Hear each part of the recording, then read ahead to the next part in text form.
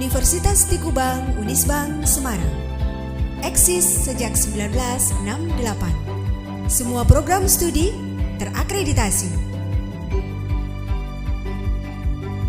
Daftar dan registrasi online di website pmb.unisbank.ac.id. Unisbank hebat.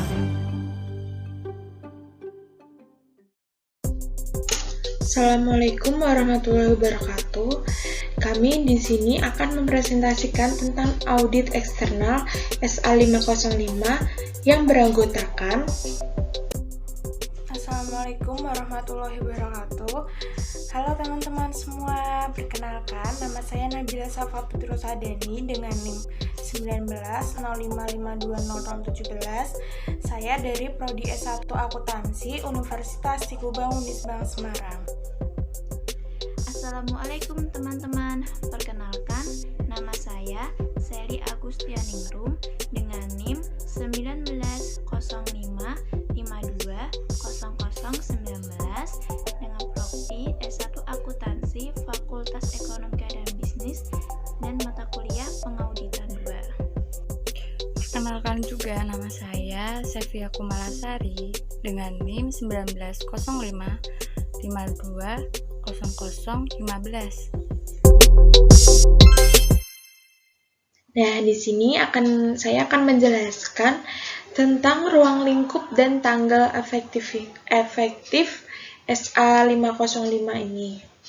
Nah, ruang lingkup SA505 ini mengandung tentang prosedur konfirmasi eksternal dalam memperoleh suatu bukti audit.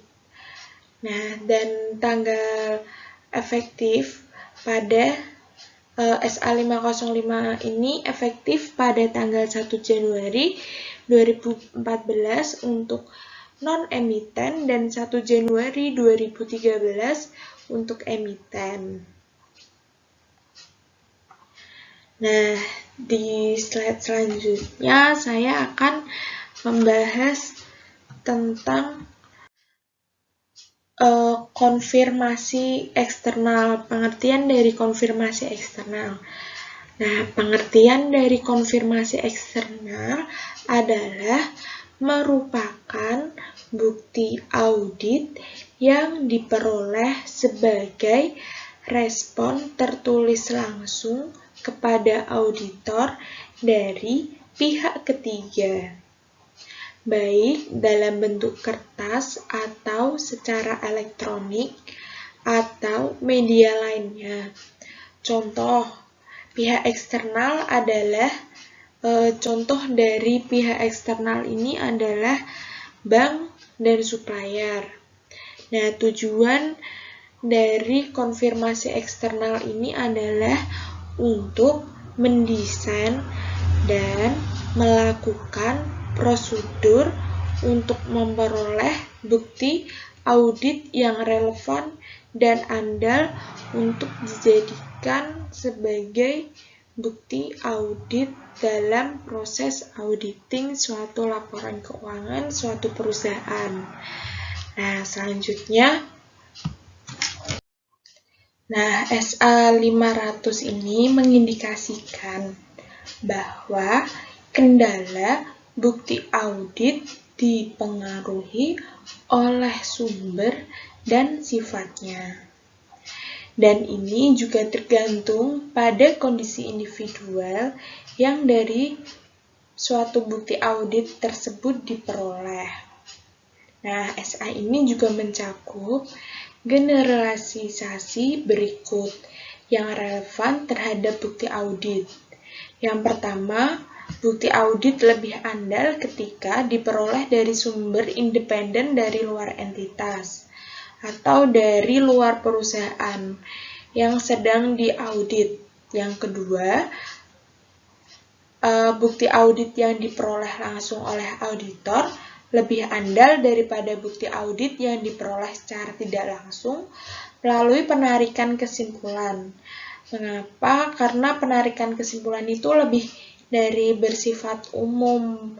Jadi kurang bisa diandalkan untuk menjadi suatu bukti audit. Nah, yang ketiga ada bukti audit lebih andal apabila bentuk format dokumen. Jadi, lebih andal apabila dalam bentuk dokumen, baik dalam bentuk kertas maupun elektronik. Nah, selanjutnya, bukti audit dalam bentuk konfirmasi eksternal yang diperoleh auditor secara langsung dari pihak yang dikonfirmasi lebih dapat andal dibandingkan dari dalam entitas atau perusahaan itu. Nah, mengapa begitu? Karena jika bukti audit itu didapat dari internal suatu perusahaan, nah mungkin saja ya itu andal, dapat diandalkan, dan itu, tapi ada kalau dari eksternal itu mungkin dapat lebih diandalkan, karena kalau internal kan mungkin bisa saja ada manipulasi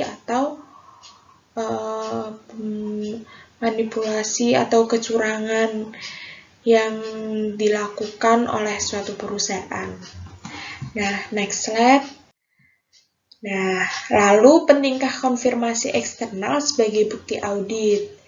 Nah, kira-kira bukti konfirmasi eksternal sebagai bukti audit itu apakah penting atau tidak? Mari kita baca di next slide. Nah, jadi dalam ada beberapa SA yang menyatakan atau mengakui pentingnya konfirmasi eksternal sebagai bukti audit. Nah, SA apa saja? SA nomor berapa aja? Nah, jadi ada SA yang membahas seperti pada SA nomor 330 yang menyatakan bahwa tanggung jawab auditor untuk mendesain dan mengimplementasikan respon secara keseluruhan terhadap resiko kesalahan penyajian material yang telah ditentukan pada tingkat laporan keuangan, dan untuk mendesain dan melaksanakan prosedur audit lanjutan yang sifat, saat, dan luasnya didasarkan pada dan responsif terhadap resiko kesalahan penyajian material yang telah ditentukan pada tingkat asersi. Nah, auditor juga disyaratkan untuk mempertimbangkan apakah prosedur konfirmasi eksternal harus dilakukan sebagai prosedur audit substantif. Nah, nextnya SA 330 ini juga mensyaratkan pada setiap auditor untuk memperoleh bukti audit yang lebih meyakinkan dengan semakin tingginya tingkat resiko yang ditentukan oleh auditor. Nah, untuk melakukan ini, auditor dapat meningkatkan kualitas bukti audit dan memperoleh bukti audit yang lebih relevan dan andal.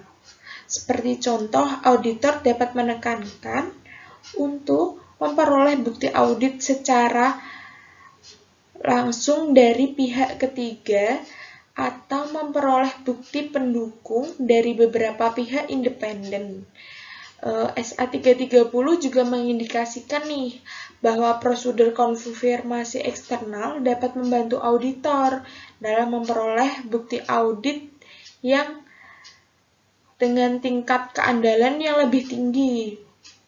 Nah, mengapa begitu? Seperti yang saya jelaskan pada slide sebelumnya, bahwa mengapa begitu karena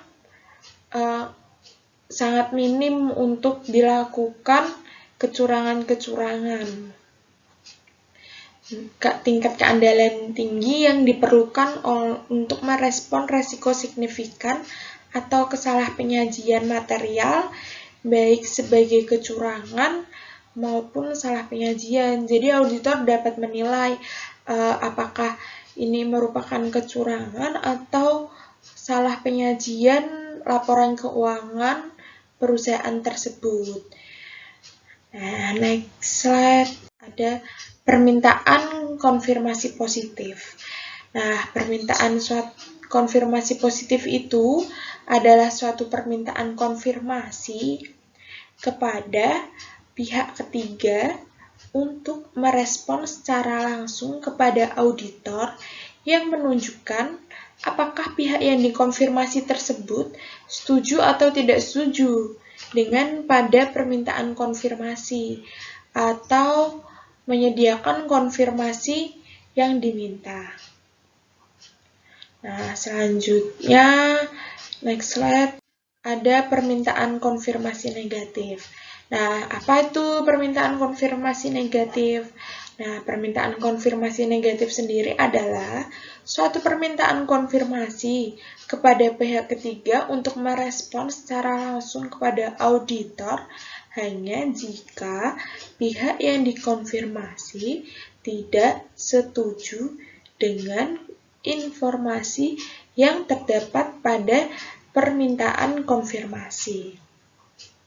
Nah, selanjutnya ada tanpa respon.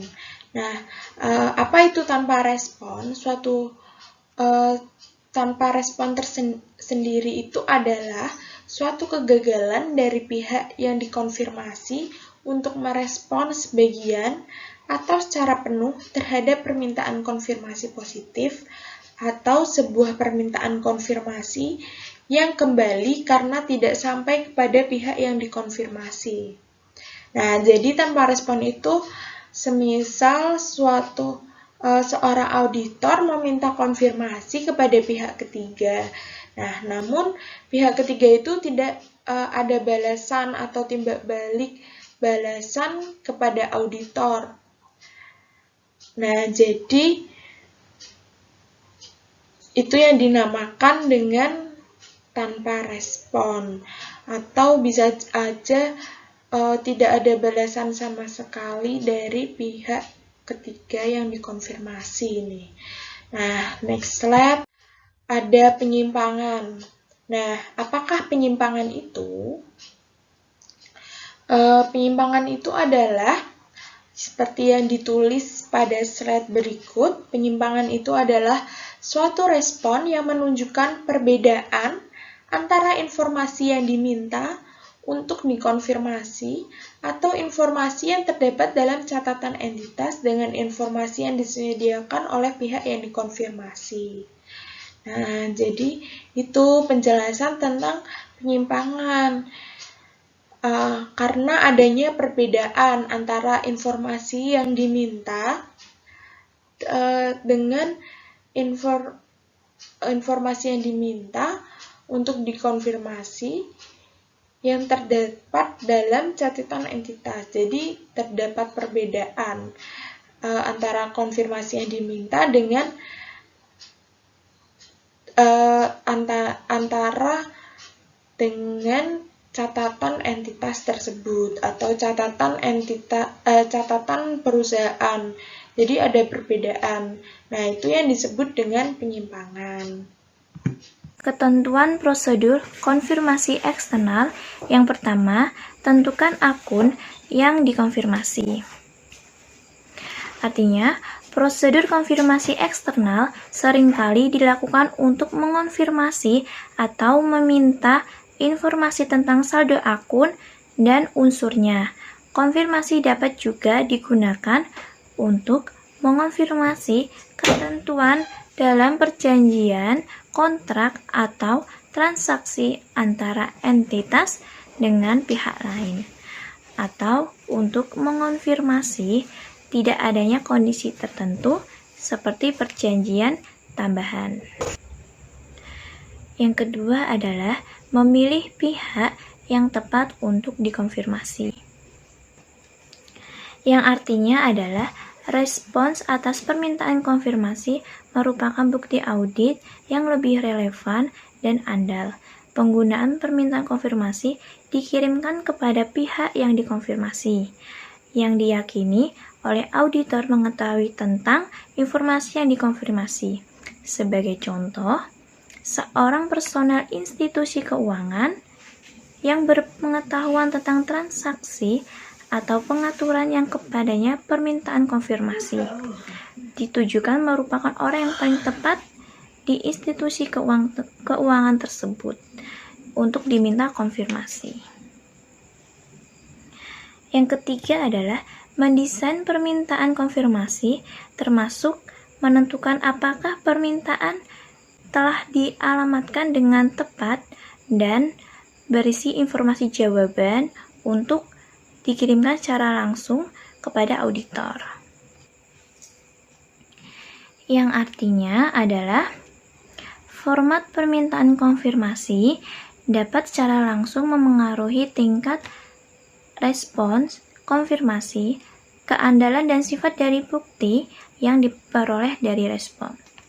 Faktor yang dipertimbangkan pada saat mendesain permintaan konfirmasi mencangkup yang pertama, asersi yang ingin dituju. Yang kedua, risiko kesalahan penyajian material yang teridentifikasi spesifik, termasuk risiko kecurangan. Yang ketiga, susunan dan penyajian permintaan konfirmasi. Yang keempat, pengalaman sebelumnya tentang audit atau perikatan serupa. Yang kelima, metode komunikasi atau sebagai contoh dalam bentuk kertas, elektronik, atau media lainnya. Dan yang keenam, otorisasi manajemen atau dorongan kepada pihak yang dikonfirmasi untuk merespon kepada auditor. Pihak yang dikonfirmasi hanya akan bersedia untuk merespon permintaan konfirmasi yang berisi otorisasi manajemen. Dan yang terakhir, kemampuan pihak yang dikonfirmasi untuk merespons atau menyediakan informasi yang diminta. Sebagai contoh, jumlah faktur secara individual dibandingkan total saldo. Sebuah permintaan konfirmasi eksternal positif meminta pihak yang dikonfirmasi untuk menjawab kepada auditor dalam semua kasus dengan menunjukkan persetujuan pihak yang dikonfirmasi dengan informasi yang diberikan, atau dengan menanyakan pihak yang dikonfirmasi untuk menyediakan informasi. Suatu respons terhadap sebuah permintaan konfirmasi positif biasanya diharapkan sebagai bukti audit yang andal.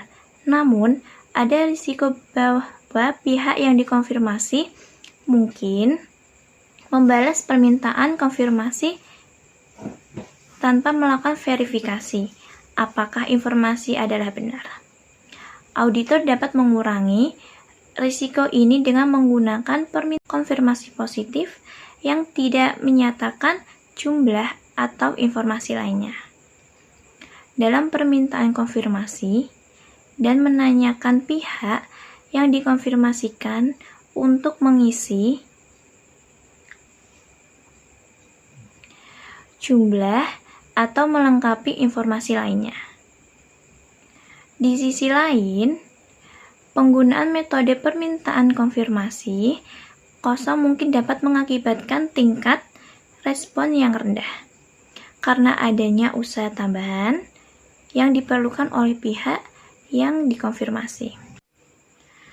Penentuan bahwa permintaan telah dialamatkan secara tepat termasuk memeriksa validitas beberapa atau semua yang dituju oleh permintaan konfirmasi sebelum konfirmasi dikirimkan. Yang keempat, mengirimkan permintaan termasuk permintaan tindak lanjut jika berlaku kepada pihak yang dikonfirmasi. Artinya, auditor dapat mengirimkan permintaan konfirmasi tambahan pengguna jawaban untuk permintaan sebelumnya belum diterima dalam waktu yang wajar. Sebagai contoh, auditor dapat setelah melakukan verifikasi ulang atas akurasi alamat awal, mengirimkan tambahan permintaan atau permintaan tindak lanjut. Yang kelima adalah mengevaluasi hasil konfirmasi. Jika manajemen setuju melakukan konfirmasi, yang pertama, setelah mendapatkan hasil konfirmasi, maka auditor harus mengevaluasi hasil konfirmasi tersebut. Yang kedua, jika konfirmasi pertama kepada pihak eksternal tidak kembali, maka dilakukan konfirmasi kedua dan ketiga. Tapi jika tidak kunjung kembali, auditor harus melakukan prosedur alternatif dalam menguji saldo akun yang akan diaudit. Penolakan manajemen untuk mengizinkan auditor mengirimkan permintaan konfirmasi. Jika manajemen menolak memberikan konfirmasi, apa yang dilakukan auditor? Yang pertama, meminta keterangan tentang alasan penolakan manajemen dan mencari bukti audit tentang validitas dan memadainya alasan tersebut. Yang kedua, mengevaluasi implikasi penolakan manajemen terhadap resiko kesalahan. Yang ketiga, melakukan prosedur audit alternatif. Jika auditor menyimpulkan bahwa penolakan manajemen tidak masuk akal atau auditor tidak memperoleh bukti audit yang relevan, maka auditor harus mengkomunikasikannya dengan pihak yang bertanggung jawab atas tata kelola dan mempertimbangkan implikasi terhadap audit dan opini auditor. Hasil prosedur konfirmasi eksternal. Yang pertama, kendala respon terhadap permintaan konfirmasi. Yang artinya, jika auditor meragukan hasil konfirmasi, maka auditor harus mendapatkan bukti audit lanjutan. Jika respon pihak eksternal tidak dapat diandalkan, maka auditor harus mengevaluasi implikasi tersebut terhadap risiko. Yang kedua adalah tanpa respon. Dalam kasus tidak ada respon, auditor harus melakukan prosedur audit alternatif. Yang ketiga adalah jika penggunaan respon terhadap konfirmasi positif diperlukan untuk memperoleh bukti audit yang cukup dan tepat. Jika konfirmasi positif diperlukan dan auditor tidak memperoleh konfirmasi tersebut, maka auditor harus menentukan implikasi terhadap audit dan opini auditor. Jika terjadi penyimpangan, auditor harus melakukan investigasi penyimpangan apakah terjadi kesalahan dalam penyajian. Akun-akun yang sering dikonfirmasi ada yang pertama piutang, yaitu memastikan audit memiliki saldo piutang yang sesuai dengan saldo di laporan keuangan. Yang kedua, ada hutang. Memastikan audit memiliki saldo hutang yang sesuai dengan saldo di laporan keuangan. Yang ketiga, modal. Memastikan audit memiliki saldo modal yang sesuai dengan saldo di laporan keuangan. Lalu ada bank. Memastikan audit memiliki saldo bank yang sesuai dengan saldo di laporan keuangan. Yang lalu ada hukum. Memastikan audit tidak memiliki keterlibatan hukum yang dapat mengganggu going concern perusahaan dan akun-akun lain yang dianggap perlu dilakukan konfirmasi. Ukuran sampel audit. Yang pertama ada materialitas, yang kedua ada inherent risk, yang ketiga ada control risk, yang keempat luasnya prosedur substantif yang dilakukan, dan jenis konfirmasi yang dilakukan, umumnya konfirmasi negatif atau sampel lebih besar. Form konfirmasi. Yang pertama, nama perusahaan yang diaudit, pihak ketiga, dan nama KAP. Yang kedua, akun yang dikonfirmasi. Yang ketiga, jumlah saldo yang dikonfirmasi atau boleh dikosongkan jika konfirmasi positif. Lalu ada tanggal saldo akun yang dikonfirmasi dan aspek legalitas harus ada tanda tangan pejabat dan pihak ketiga. Konfirmasi negatif. merupakan kegagalan dalam menerima respons atas permintaan konfirmasi negatif, tidak secara eksplisit menunjukkan penerimaan oleh pihak yang dimaksud untuk dikonfirmasi tentang permintaan konfirmasi atau verifikasi atas keakuratan informasi yang terkandung dalam permintaan tersebut. Oleh karena itu, suatu kegagalan pihak yang dikonfirmasi untuk merespon permintaan konfirmasi negatif menyediakan bukti audit yang kurang meyakinkan daripada suatu respon terhadap permintaan konfirmasi positif. Kemungkinan besar pihak yang dikonfirmasi juga merespon ketidaksetujuan mereka atas permintaan konfirmasi pengguna dalam permintaan tidak sesuai dengan keinginan mereka. Dan kecil kemungkinan untuk merespon dengan informasi yang sebaliknya.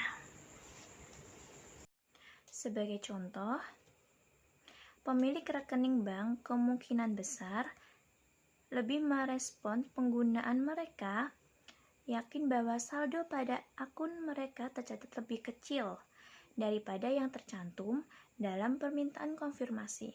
Namun, kemungkinan lebih kecil merespon penggunaan mereka yakin saldo akun mereka tercatat lebih besar. Oleh karena itu, pengiriman permintaan konfirmasi negatif kepada pemilik rekening bank mungkin merupakan prosedur yang bermanfaat dalam mempertimbangkan apakah saldo tersebut lebih kecil, namun mungkin efektif jika auditor mencari bukti tentang lebih salji saldo tersebut. Di sini saya akan melanjutkan presentasi dari Mbak Sally Agustianingrum. Nah, mari kita bahas materi selanjutnya, yaitu pengevaluasian atas bukti yang diperoleh. Pada waktu mengevaluasi hasil permintaan konfirmasi eksternal secara individual, auditor dapat menggolongkan hasil konfirmasi sebagai berikut. 1. Suatu respon dari pihak tepat yang dikonfirmasi menunjukkan persetujuan dengan informasi yang disediakan dalam permintaan konfirmasi, atau menunjukkan informasi yang diminta tanpa adanya penyimpangan. Yang kedua, suatu respon yang dianggap tidak dapat diandalkan.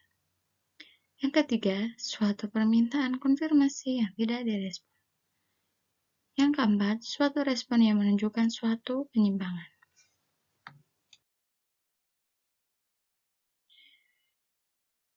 Pengevaluasian oleh auditor ketika dengan menghitungkan prosedur audit lain yang mungkin dilakukan oleh auditor dapat membantu auditor dalam menyimpulkan apakah bukti audit yang cukup dan tepat telah diperoleh atau apakah bukti audit diperlukan seperti yang dituntut oleh SA 330. Nah, dari hasil prosedur konfirmasi eksternal terbagi menjadi 5, yaitu keandalan respon terhadap permintaan konfirmasi. Yang kedua, respon yang tidak dapat diandalkan. Yang ketiga, tidak direspons.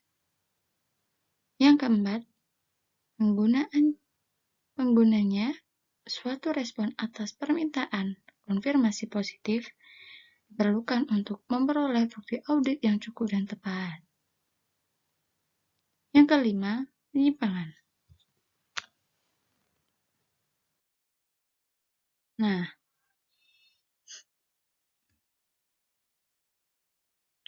di sini keandalan respon terhadap permintaan konfirmasi. SA 500 menunjukkan bahwa meskipun bukti penggunaan audit diperoleh dari berbagai sumber eksternal entitas, keadaan mungkin ada yang berdampak pada keandalannya. Suatu respon konfirmasi membawa beberapa resiko dari intersepsi. perubahan, atau kecurangan. Risiko tersebut ada terlepas apakah balasan diperoleh dalam membentuk kertas elektronik atau media lainnya. Nah, faktor yang mungkin menunjukkan keraguan atas keandalan respon mencakup 1. Diterima oleh auditor secara tidak langsung. 2. Tidak berasal dari pihak yang aslinya dimaksudkan untuk dikonfirmasi. Nah, di sini respon yang diterima secara elektronik sebagai contoh dengan faksmili atau email mengandung resiko keandalan karena pembuktian asal dan wewenang responden mungkin sulit untuk ditentukan, serta perubahannya mungkin sulit untuk dideteksi. Suatu proses yang digunakan oleh auditor dan responden dalam membuat suatu lingkungan yang aman untuk respon yang diterima secara elektronik. Nah, dan dapat menurunkan risiko ini. Jika auditor puas bahwa proses seperti itu aman dan terkendali dengan semestinya, keandalan balasan yang bersangkutan menjadi meningkat. Jadi, auditor itu harus benar-benar mengetahui proses apakah itu aman dan terkendali. Dan yang bersangkutan itu akan meningkat bila pembuktiannya itu benar-benar prosesnya itu aman dan terkendali gitu. Next, jika pihak yang dikonfirmasi menggunakan pihak ketiga untuk mengkoordinasi dan menyediakan respons untuk permintaan konfirmasi, auditor dapat melaksanakan prosedur ditunjukkan untuk menangani risiko. Nah, di sini ada 3, yaitu 1. Respon mungkin dapat berasal dari sumber yang benar. Yang kedua, seorang responden mungkin bukan pihak yang berwenang untuk merespon. Dan yang ketiga, ada integritas transmisi kemungkinan dikompromikan.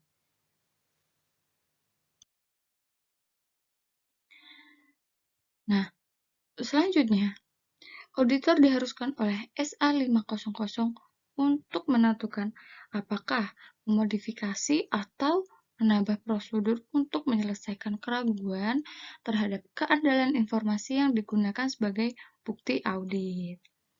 Auditor dapat memilih untuk melakukan verifikasi atas sumber dan isi responden permintaan konfirmasi dengan menghubungi pihak yang dikonfirmasi.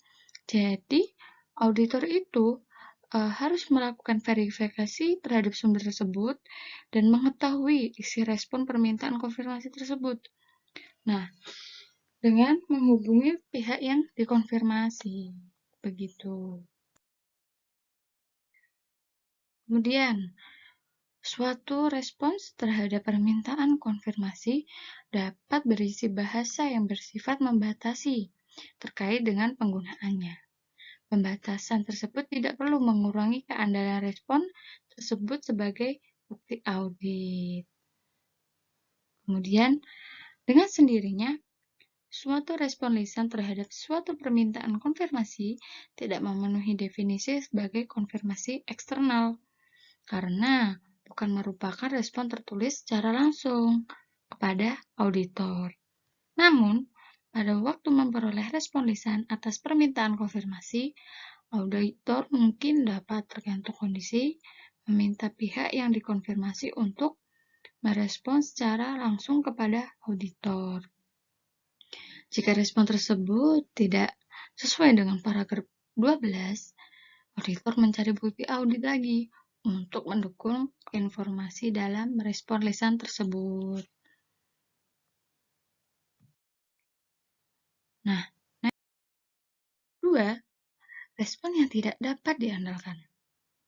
Pengguna auditor menyimpulkan bahwa suatu respon tidak dapat diandalkan. Auditor mungkin perlu untuk merevisi penentuan risiko kesalahan penyajian material pada tingkat asersi dan modifikasi prosedur audit yang direncanakan, sesuai dengan SA 315. Nah, SA 315 sendiri itu berkaitan dengan tanggung jawab auditor untuk merancang dan mengimplementasikan respon atas risiko salah saji material yang diidentifikasi dan dinilai oleh auditor sesuai dengan SA 315. Nah, ada contoh.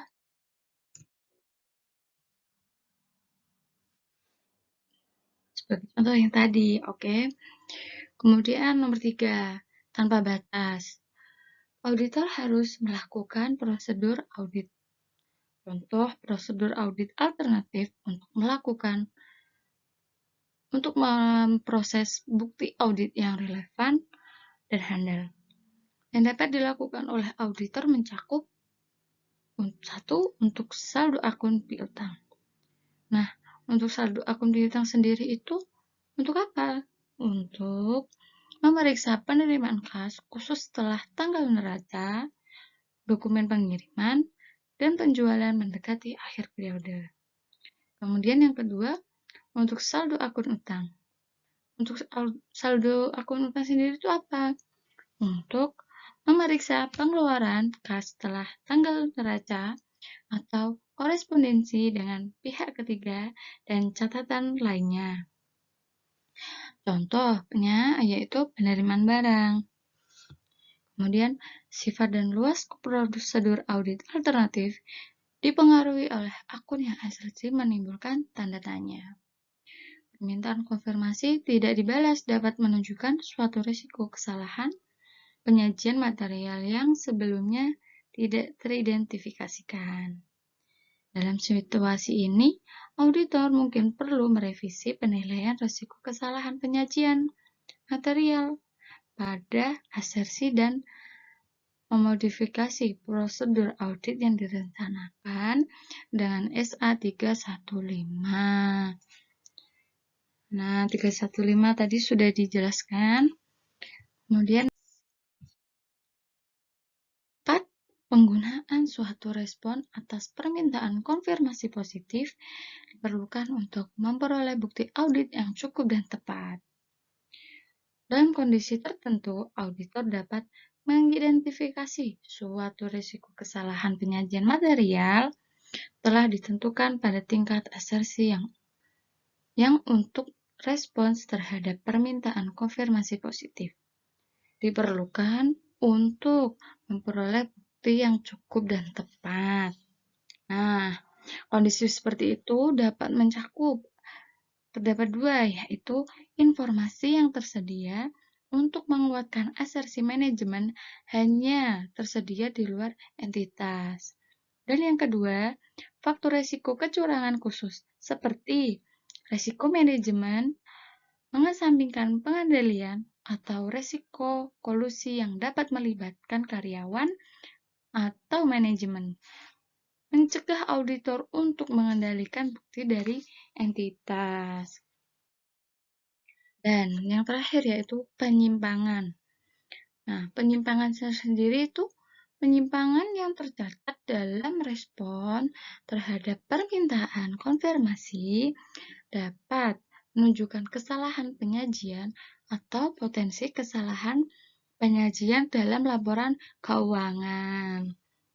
Nah, ketika suatu kesalahan penyajian diidentifikasi, auditor harus oleh SA 240 untuk mengevaluasi apakah kesalahan penyajian mengindikasikan adanya kecurangan. Jadi harus benar-benar diperiksa kembali, di situ tuh ada kecurangan atau tidak. Nah, beberapa penyimpangan tidak mencerminkan kesalahan penyajian. Sebagai contoh, auditor dapat menyimpulkan bahwa perbedaan dalam respon terhadap permintaan konfirmasi adalah disebabkan oleh saat pengukuran atau kekeliruan teknis dalam prosedur eksternal. Sebelum kelompok kami mengakhiri presentasi, saya akan memberikan semangat dan motivasi untuk teman-teman semuanya. Berlarilah untuk mencapai impianmu. Jika kau lelah, berjalanlah.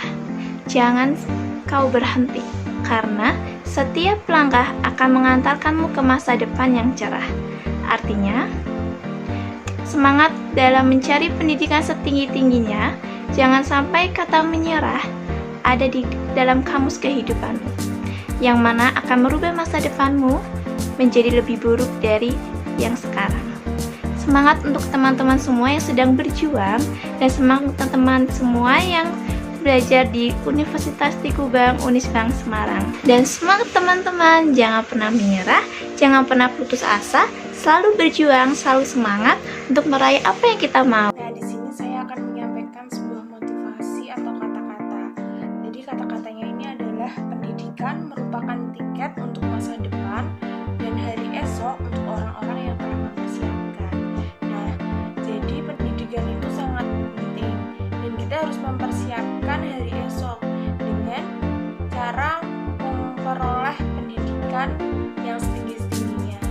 Nah, buat kalian yang tertarik bisa gabung di Universitas Tikubang Semarang, karena Universitas Tikubang Semarang merupakan universitas yang telah terakreditasi dan memiliki fasilitas-fasilitas yang memadai untuk mendukung proses pendidikan. Di sini saya akan memberikan motivasi yang untuk membuat kita lebih semangat lagi, yaitu tujuan utama dari pendidikan yaitu mengubah kegelapan menjadi sebuah cahaya. Jadi misal teman-teman nih ingin bergabung, ingin menambah wawasan, Universitas Tikubang Semarang sendiri sudah bisa diakses melalui web. Lalu kalian bisa datang ke kampus untuk mengepoin wawasan-wawasan apa aja yang ada di sana. Nah, termasuk FEB sendiri sudah termasuk terakreditasi A. Untuk kampus sendiri juga sudah terkenal di area Semarang. Jadi teman-teman tidak perlu khawatir. Universitas Tikubang sendiri itu benar-benar berbasis komputer dan dapat menjadi acuan utama masa depan kalian.